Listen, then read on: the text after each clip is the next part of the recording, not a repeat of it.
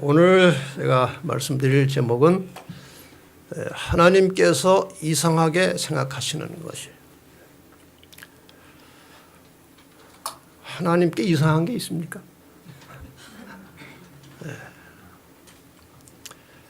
하나님이 어떤 분이십니까? 하나님의 속성을 신학적으로 정리해 놓은 세 단어는 이겁니다. 영원불멸, 무소부재, 전지전능이에요. 영원불멸이라고 하는 말은 하나님은 시작도 끝도 없이 영원히 존재하시는 분이십니다. 무소부재라는 말은 계시지 않는 곳이 없다는 뜻이죠. 그러니까 어디에나 모든 곳에 하나님이 동시에 존재하실 수 있다는 말이죠. 전지전능, 하나님은 모든 것을 다 아시고 모든 것을 다 할 수 있는 분이에요.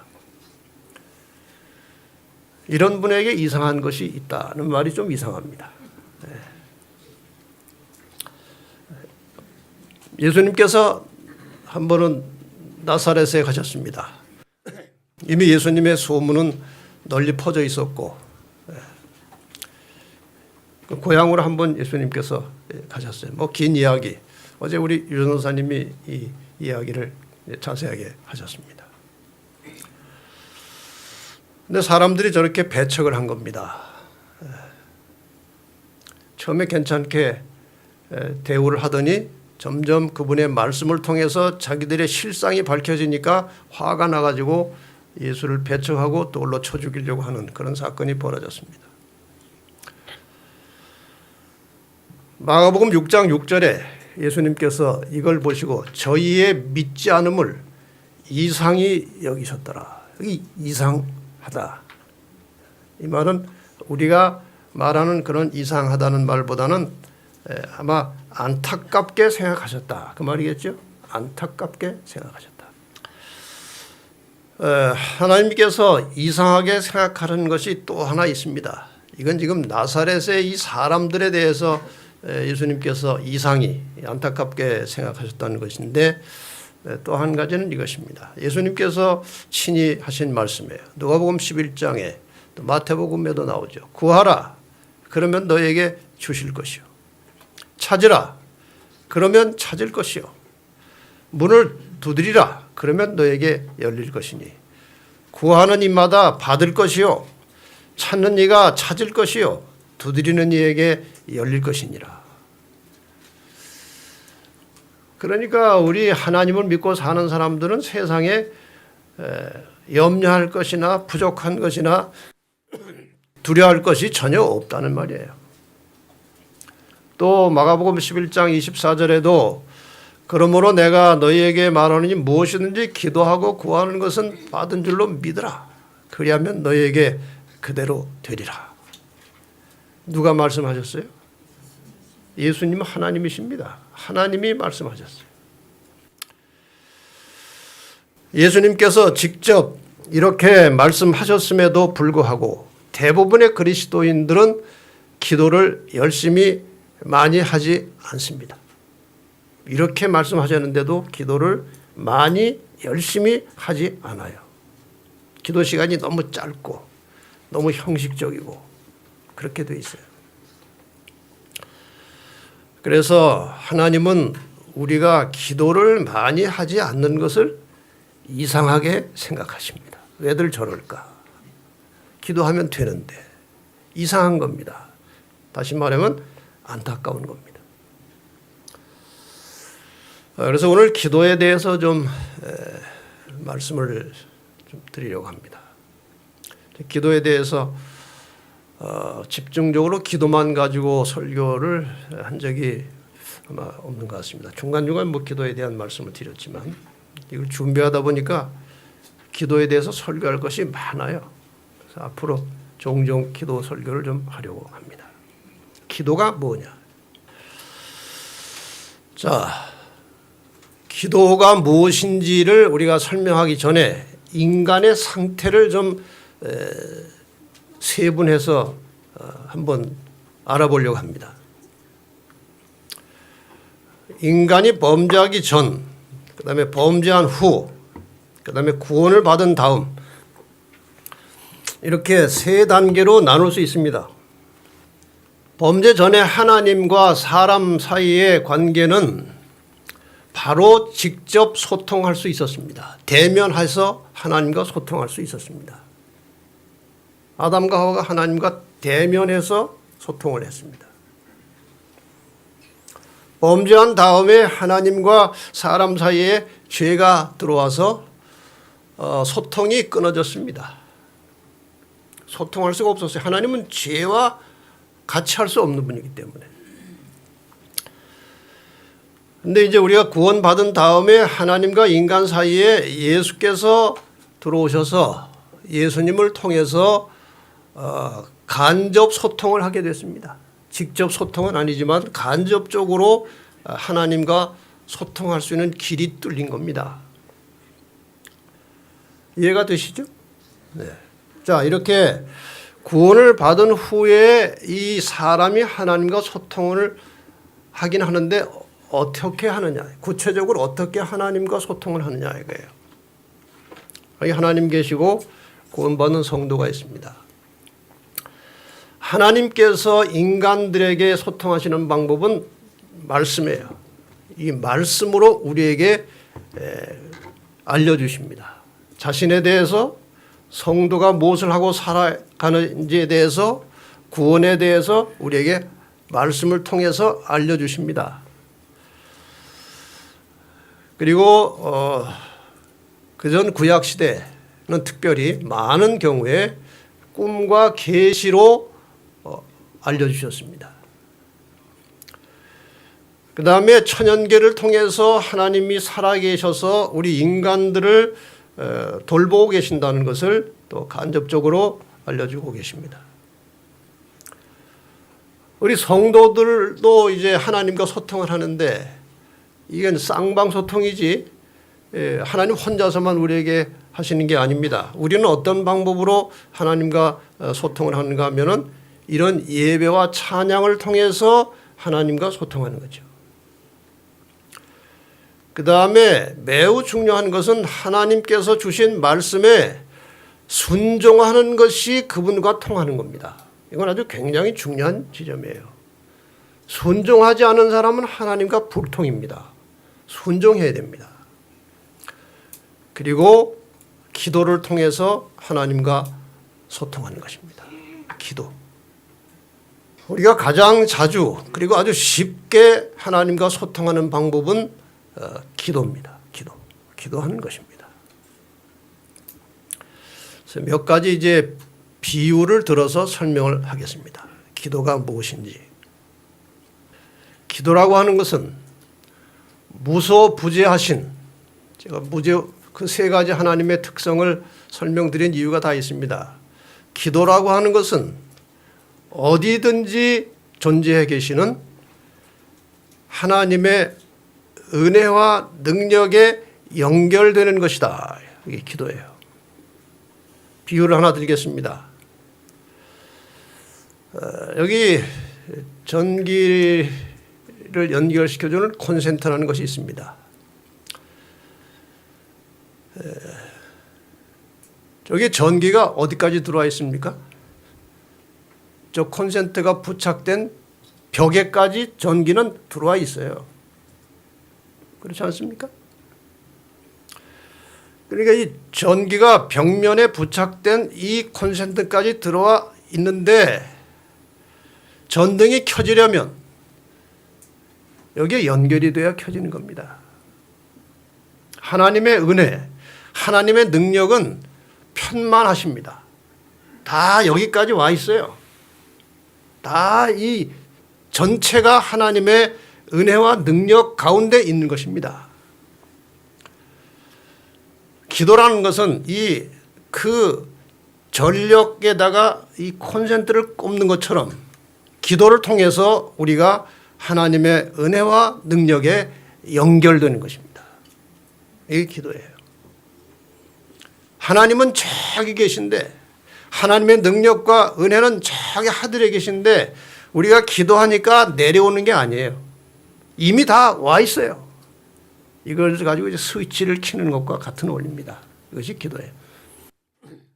두 번째, 뭐 거의 비슷한 원리입니다만은 기도란 전지전능, 모든 것을 아시고 모든 것을 할 수 있는 그 하나님의 능력을 받는 것입니다.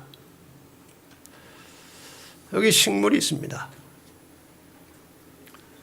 잘 보시면 그 왼쪽의 식물과 오른쪽의 식물의 차이가 있습니다. 혹시 무슨 차이인지 관찰이 되십니까? 꽃꽂이 하시는 집사님들 차이가 있어요. 왼쪽 거는 죽어가요. 오른쪽은 생생합니다. 뭐 때문에? 햇빛을 받지 않았기 때문에 죽는 것이고 햇빛을 받기 때문에 사는 거예요. 태양은 온 세상 구석구석까지 비치고 있습니다. 하나님의 은혜와 능력이 온 세상에 편만한 것처럼 태양이 온 세상 구석구석까지 비치고 있습니다. 그런데 태양을 등지면 죽어가고 태양을 향하면 저렇게 생생하게 사는 거예요. 기도가 그런 것입니다. 편만에 있는 하나님의 은혜와 능력을 바라봄으로 받는 것입니다. 이게 기도예요. 세 번째로 기도라고 하는 것은 영원 무궁하신 하나님의 생명과 품성을 얻는 것입니다. 하나님의 생명은 영원한 것입니다. 우리가 그분의 생명과 연결될 때에 우리도 영생하는 것입니다. 이런 비유를 들 수 있겠죠. 아까 전기하고 비슷한 원리입니다. 수돗물, 물이 우리가 수도를 틀면 한강에서 여기까지 옵니까? 아니에요. 어디까지 와 있어요? 수도 꼭지까지 물이 들어와 있습니다. 이 수돗물은 꼭지까지 와 있어요. 근데 어떻게 해야 물이 됩니까? 틀어야 돼요. 이게 기도예요. 그래서 물을 얻으려면 수도 꼭지를 틀어야 하듯이 우리가 기도를 통해서 하나님의 생명과 연결되고 그분의 품성을 받는 것입니다. 이게 기도예요. 여기 이런 말씀이 있습니다. 종로의 계단에 보면 이 기도에 대해서 아주 감동적인 글귀가 많이 나옵니다만은 끊임없는 기도는 우리의 심령이 하나님과 끊임없이 연결됨을 의미하는 것이니 그리하여 생명이 하나님께로부터 흘러나와서 우리의 생명으로 들어오고 다시 순결과 거룩함이 우리의 생명에서 하나님께로 흘러 돌아가는 것이다. 이게 기도입니다. 기도예요. 그러니까 이 기도는 우리가 오래전부터 익히 들어 알고 있는 대로 영혼의 호흡이다. 기도는 영혼의 호흡이다.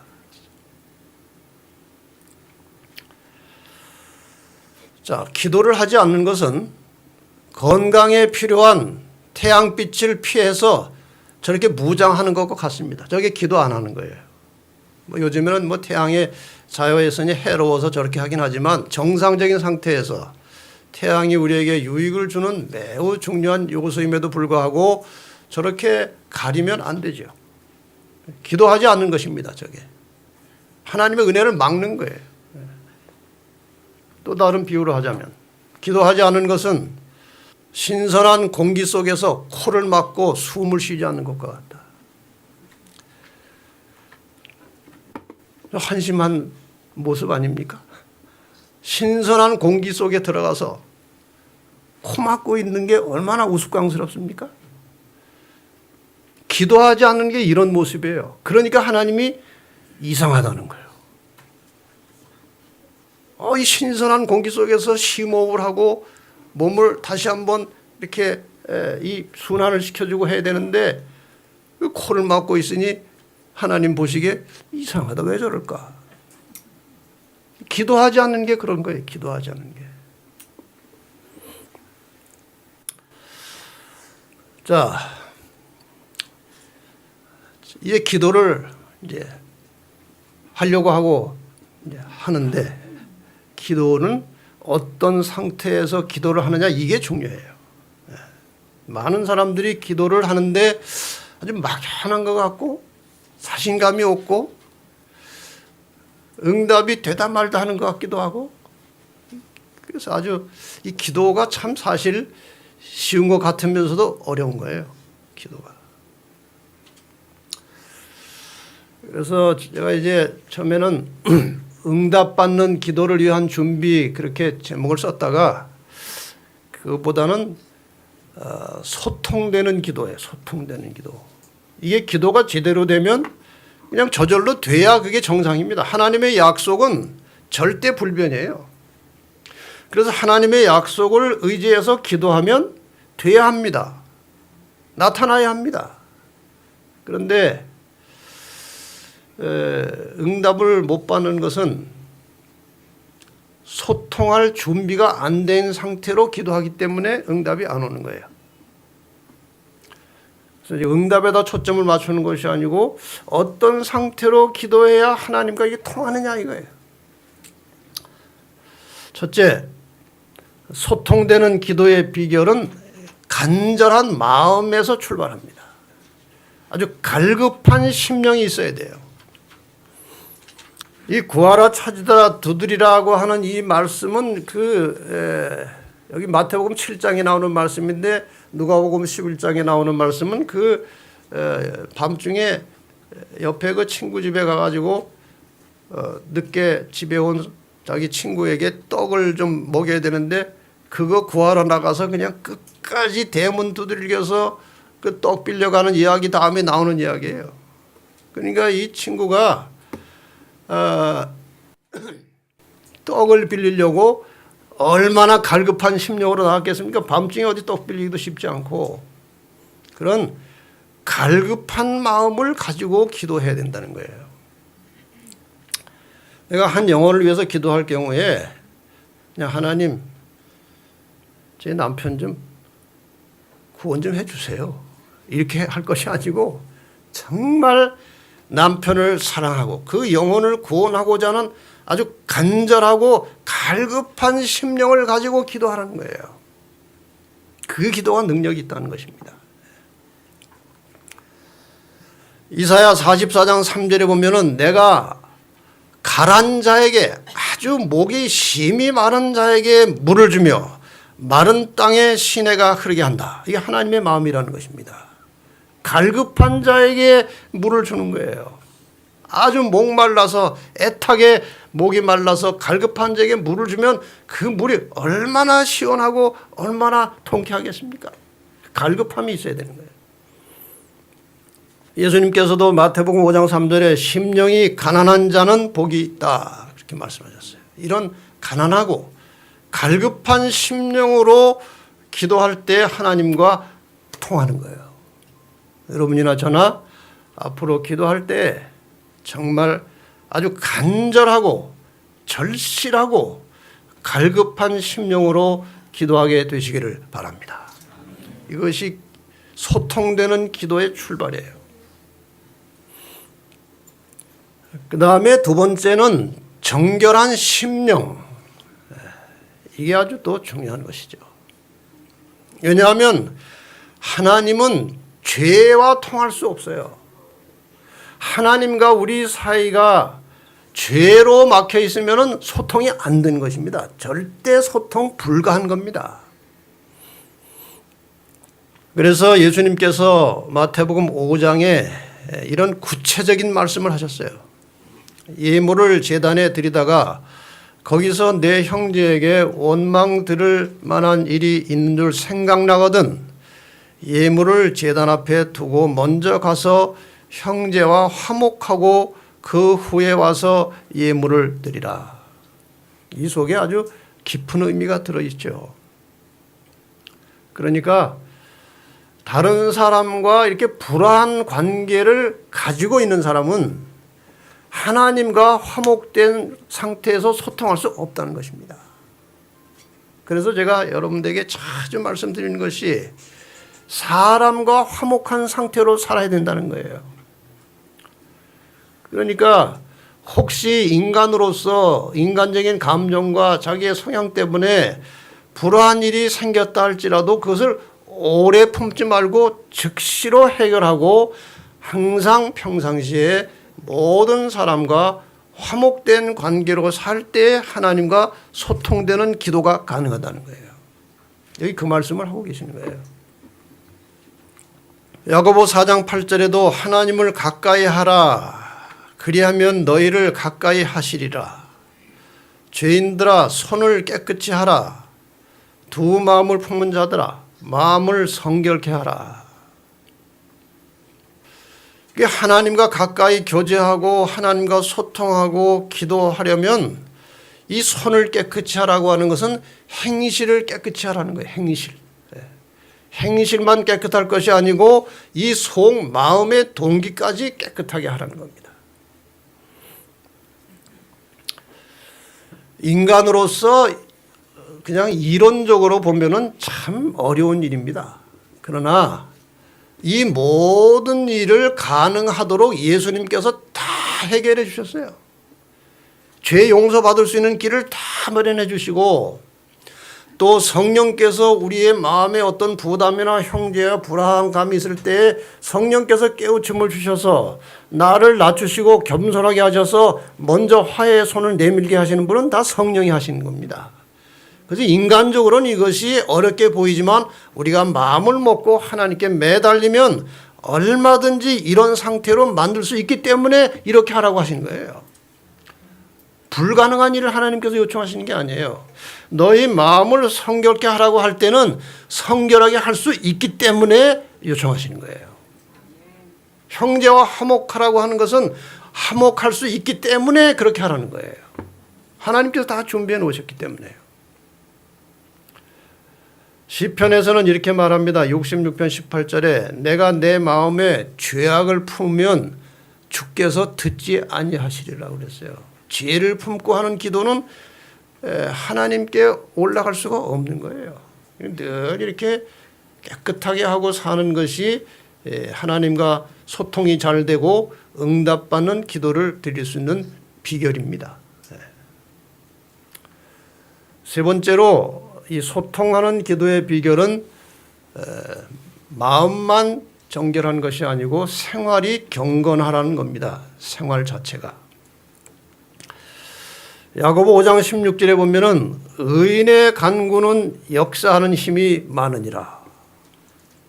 심령이 정결하고 하나님의 말씀을 따라서 신실하게 경건하게 사는 그리스도인의 기도는 힘이 있고 능력이 있다는 것입니다. 이것은 엘리야의 상태를 설명하면서 나온 말씀이죠. 엘리야가 우리와 성정이 같은 인간이지만 그가 기도할 때 놀라운 이적들이 벌어지는 것입니다. 엘리야가 그렇게 깨끗하고 정결한 마음으로 경건하게 사는 거예요.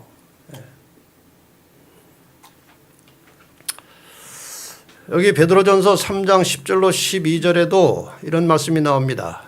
이 현대인 번역으로 보는 것이 훨씬 좀 더 실감이 나서 제가 다른 번역으로 가져왔습니다. 생명을 사랑하며 행복한 생활을 원하는 사람, 우리 모두 아닙니까? 생명을 사랑하며 행복한 생활을 원하는 사람은 악한 말이나 거짓말을 해서는 안 된다. 그는 악에서 떠나 선한 일을 하며 평화를 추구해야 한다.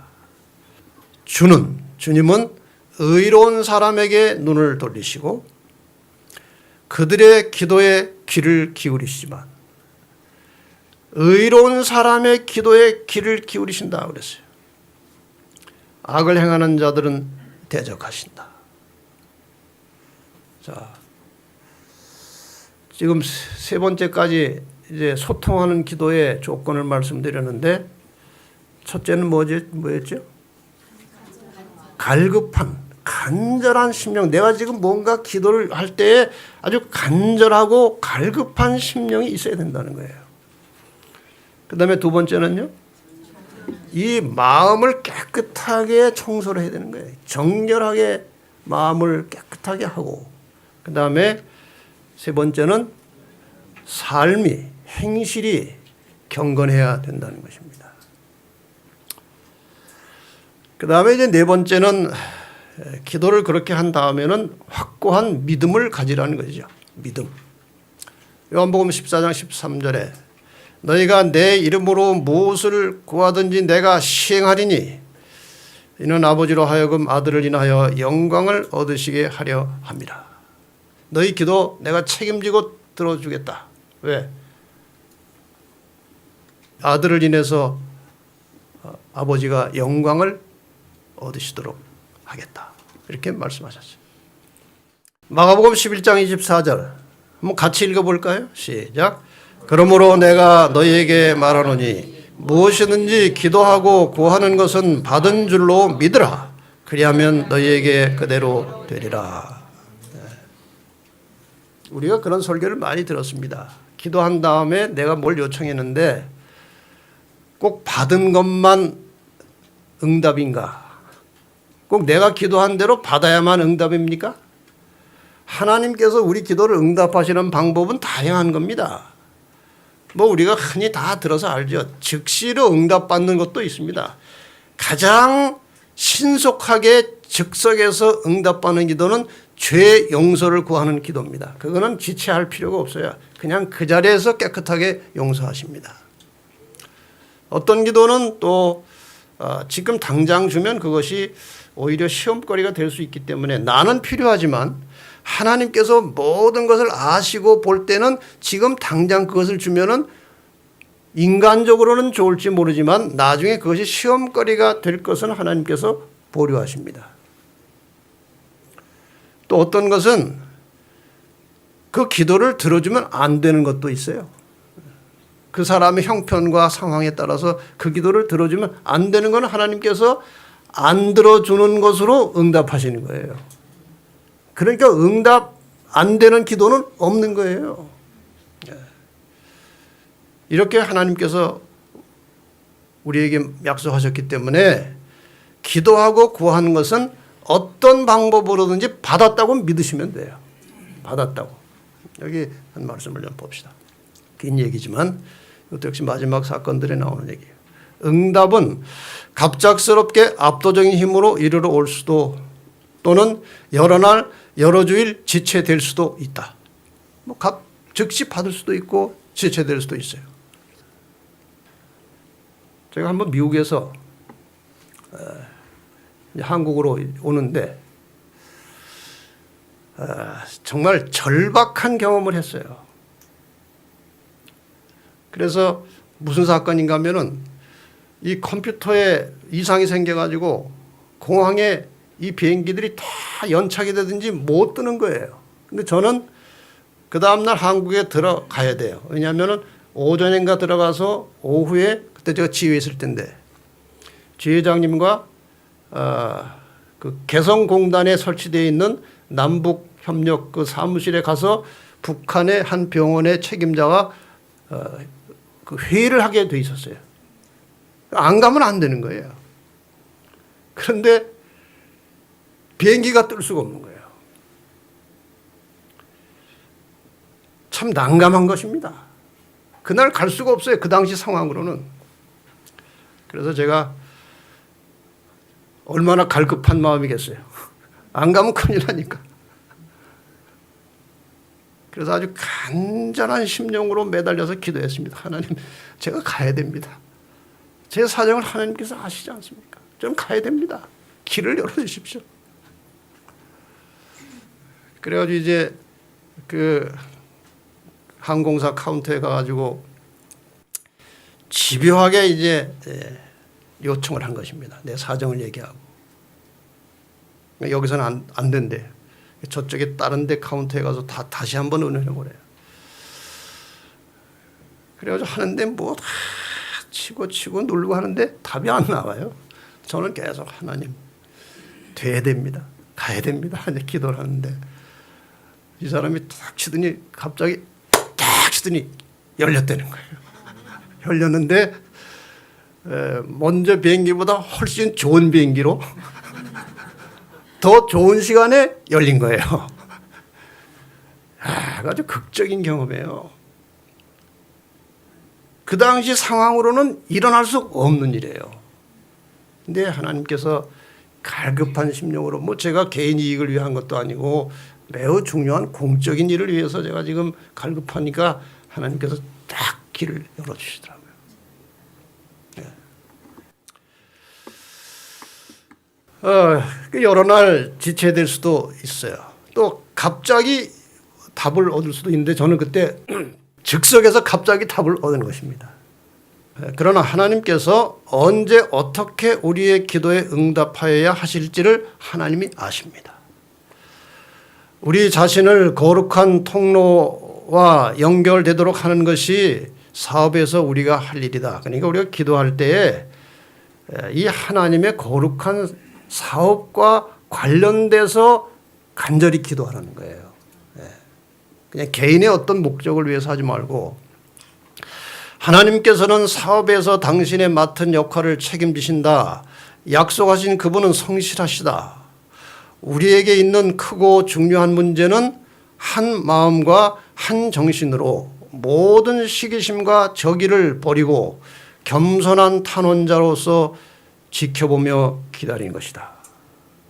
기도할 때 겸손하라는 거예요. 기도해놓고 하나님께 따지고 덤벼들지 말고 기도한 다음에는 하나님 그저 처분만 기다리겠습니다. 제 기도를 들어주십시오. 이런 겸비함이 필요해요. 어떤 사람 따지는 사람이 있어요. 하나님이 주신다고 해놓고 말이에요. 이게 어떻게 된 겁니까? 우리의 대리자시며 머리이신 예수님은 오순절날에 기도하여 기다리던 자들에게 하셨던 일을 우리를 위하여 하시고자 준비하고 계신다. 다 하나님께서 알아서 해 주실 텐데 기도했다고 너무 조급하게 하나님께 덤벼들지 말라는 거예요. 우리가 세상의 축복을 위하여 기도할 때 우리의 기도에 대한 응답은 지체될 수도 있고 혹은 하나님께서 우리가 구하는 것 아닌 다른 어떤 것을 우리에게 주실 수도 있으나 우리가 죄로부터의 구원을 간구할 때는 그렇지 않다. 즉시로 죄가 용서된다는 말이죠. 우리를 죄에서 깨끗게 하셔서 그의 자녀로 삼으시고 거룩한 생애를 살 수 있도록 하시는 것이 그분의 뜻이기 때문에 하나님의 뜻과 일치된 기도는 즉시 응답이 된다는 것입니다. 네. 너희는 먼저 그의 나라와 그의 의를 구하라. 먼저 그분의 나라와 의를 구하라. 나가서 디모데전서 2장 1절에 보면요. 이런 말씀이 있어요. 첫째로 모든 사람을 위해 간구하며 기도하십시오. 다른 사람을 위해 중보 기도하는 것을 잊지 말고 감사하는 마음을 가지십시오. 우리가 하나님의 일을 하지 않으면요. 열심히 주님 사업에 헌신하지 않으면 기도할 재료가 없어요. 맨날 자기 기도밖에 안 나와요. 필요를 못 느끼니까 그런 것입니다. 남을 돕지 않고 그리스도인 의무를 수행하지 않는 사람에게는 기도할 내용이 별로 없다. 그러니까 자기를 위해서 기도하는 거예요. 계속. 그들을 위하여 일하신 주님을 위해서 일하지 않는다면 그들에게는 기도할 제목이 전혀 없을 것이다. 그래서 그들은 오직 그들 자신을 위해서 기도한다. 그들은 다른 사람들을 위하여 혹은 하나님의 사업에 필요한 능력을 위해서 기도하지 않고 자신을 위해서만 기도한다는 거예요. 이 기도가 100% 잘못됐다는 것은 아닙니다. 자신을 위해서 할 기도가 있죠. 그러나 우리의 주 기도의 초점은 하나님의 사업을 위해서 다른 영혼을 구원하는 일을 위해서 기도하라는 거예요. 그 기도가 힘이 있다는 것입니다. 세 번째로 얼마나 기도할 것인가? 얼마나 기도할 것인가? 하루에 몇 번쯤 하면 좋을까요? 성경의 모본을 한번 보십시다. 다니엘의 기도, 우리가 다니엘 기도가 다음 과인가요? 다니엘 기도 이제 나오죠. 6장에서. 다니엘은 이 조서에 어인이 찍힌 것을 알고도, 이 무슨 조서예요?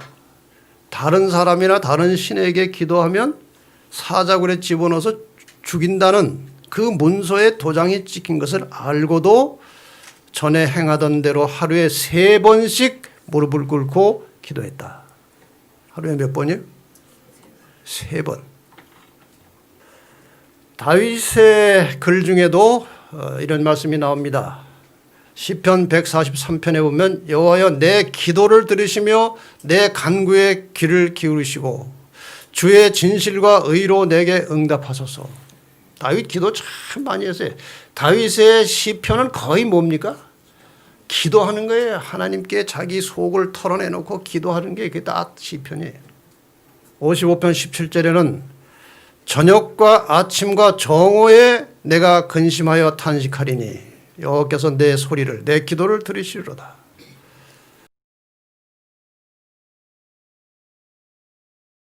이게 성경에서 하루를 언제 시작하느냐를 설명하는 굉장히 중요한 단서입니다. 첫 기도가 언제? 저녁에, 저녁. 그날 하루가 시작되기 때문에 저녁에 시작 기도하고 그 다음날 아침에 기도하고 정오에 기도하고 다시 저녁이 되면 또 새로운 하루의 시작이에요. 하루에 3번 기도하는 장면이에요. 저 그림을 보시면 무슨 이야기인지 대강 아십니까?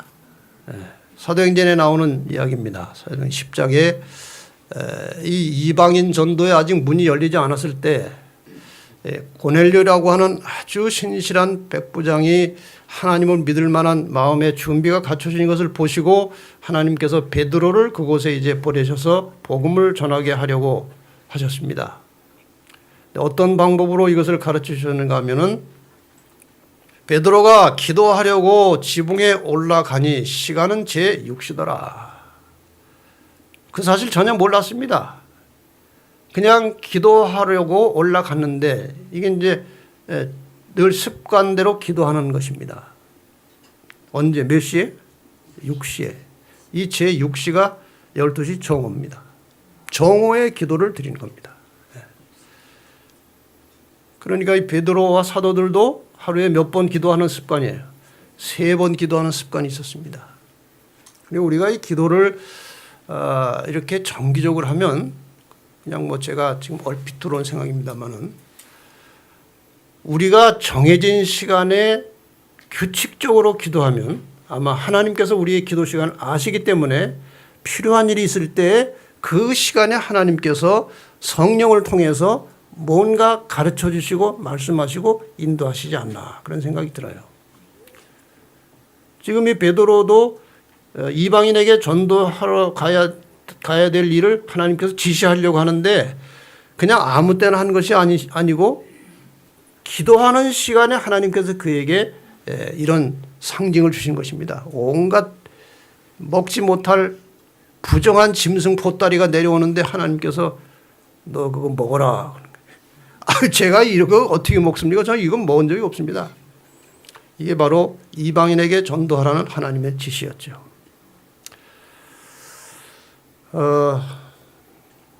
어느 집사님과 장로님의 대화가 있었습니다. 장로님, 하루에 얼마나 기도하십니까? 장로님이 대답하기 전에 집사님은요?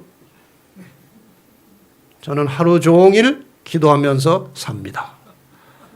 대단하죠? 장로님이 뭐라고 대답했습니까? 저는 하루 3번 정해진 시간에 기도하고 나머지 시간에는 기도하는 마음으로 삽니다. 이게 정답이에요. 이게 정답이에요. 정해진 시간에 기도하는 습관이 필요한 거예요. 예수님께서 기도하시는 장면은 성경에 많이 나옵니다. 마태복음 14장에 무리를 보내신 후에 기도하러 따로 산에 올라가시다. 저물매 혼자 계시면서 기도하셨어요. 예수님께서는 기도할 때가 되면 경우에 따라서 무리를 다 보내시고 기도하러 가셨어요.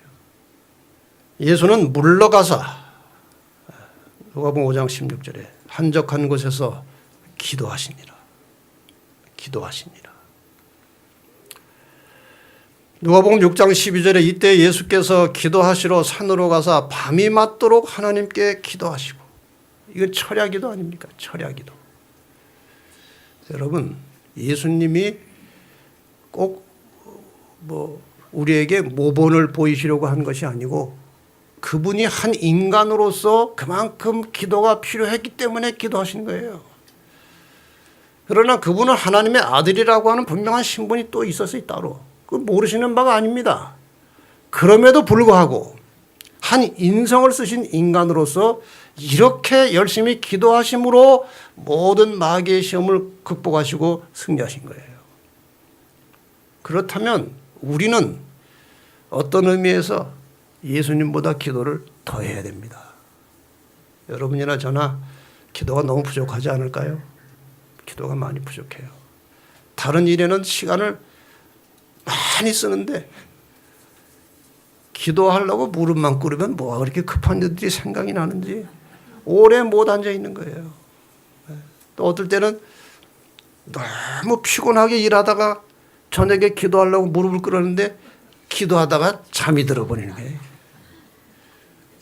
그러니까 하나님이 이상한 거예요. 왜 저럴까? 이상한 거예요. 어떻게 기도하다가 잘까? 그럼 나는 뭐야?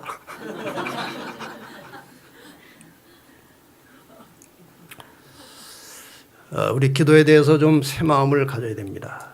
이건 그리스도인의 호흡과 같은 거예요. 생명줄인데 너무 우리가 경솔하게 하고 있어요. 기도는 마치 친구에게 하는 것처럼 하나님께 그 심정을 펴놓는 것이다. 아주 자연스럽게, 아주 허심탄회하게 이 속 얘기를 다 털어놓는 것입니다. 근데 공중기도할 때는 그러면 안 돼요. 공중기도는 1분 내지 1분 30초 이내로 끝내야 됩니다. 공중기도는 길게 하는 게 아니에요. 그 옛날 장로님들은 요즘엔 그렇지 않습니다. 우리 교회 장로님들은 참 기도를 간결하게 잘하셔요. 옛날 장로님들은 시작부터가 길어져요. 천지 만물을 창조하시고 무소부지하시고 이렇게 서론하는데 벌써 30초 1분이 하는. 그리고 이제 미주알 고주알 다 또 얘기하는 거예요. 그 공중기도는 그렇게 하는 게 아니고 핵심만 간결하게 해야 돼요. 이건 개인 기도할 때 털어놓는 것입니다. 기도는 우리가 어떠하다는 것을 하나님께 알리기 위함이 아니요. 이 사정 얘기 안 해도 하나님이 다 아십니다. 그런가 하는 게 아니고 우리로 하여금 그를 받아들일 수 있도록 준비하는 시간이에요. 심령을 깨끗하게 하고 하나님의 섭리를 받을 수 있도록 하나님의 은혜와 능력을 받을 수 있도록 자기를 준비하는 시간이지, 하나님한테 사정 얘기 다 해가지고 아 그랬었구나 내가 몰랐었는데 아 알았어 이게 아니고 하나님의 편만하신 그 은혜와 능력을 접촉할 수 있도록 준비하는 게 기도예요. 그게 기도입니다.